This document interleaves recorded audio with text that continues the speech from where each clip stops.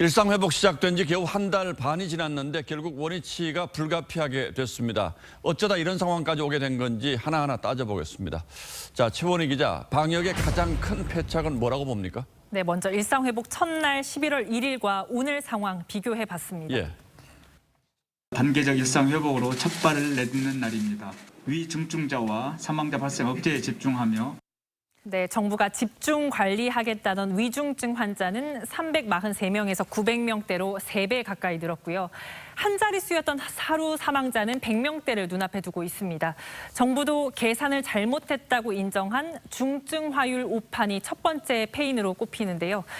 일일 확진자도 1,686명에서 7,850명으로 4배 넘게 증가했는데요. 이대로 가다간 다음 달 하루 확진자가 2만 명까지 늘 수 있다는 전망도 있습니다. 예, 결국 중증 환자가 폭발적으로 늘면서 의료 역량이 이걸 따라가지 못했다 이렇게 봐야 되겠군요. 네, 그렇습니다. 전문가들은 병상 준비 부족을 가장 큰 패착으로 꼽고 있었습니다. 의료 대응 역량 대비 발생 비율은 110.3%로 한계를 넘어섰는데요. 일상 회복 첫날 45.2%던 전국 중환자 병상 가동률은 한 달 만에 비상계획 기준인 75%를 넘겼습니다. 예. 수도권은 11월 셋째 주에 이미 넘었고요. 현재 수치상으로 약 20% 정도 여력이 있는 것 아니냐 이렇게 반문할 수도 있지만 장비와 인력 모두 감안하면 이미 포화라는 게 의료 현장의 목소리입니다. 정부가 4차례 병상 확보 행정명령을 내렸지만 또 환자 증가 속도를 따라잡기엔 역부족이라는 얘기도 나옵니다.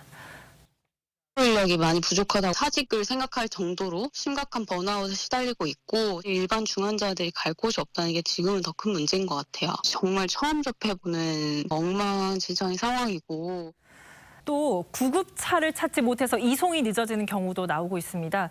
전국의 119 구급차 1,690대 중 코로나 전담 구급차는 17.5%에 불과한데요.